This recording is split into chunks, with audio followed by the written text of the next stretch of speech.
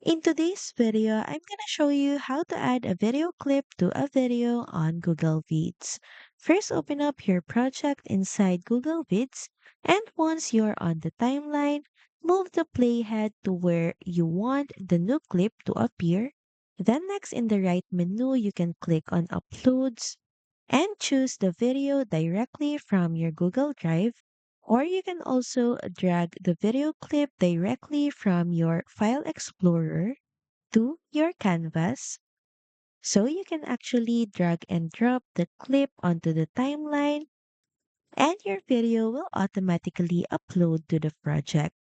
Now, what you may want to do next is place it before, after, or between other clips to arrange your sequence.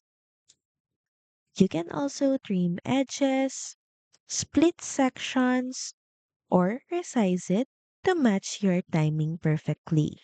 So that's pretty much it. Thank you very much for watching this video, and I'll see you again on the next one.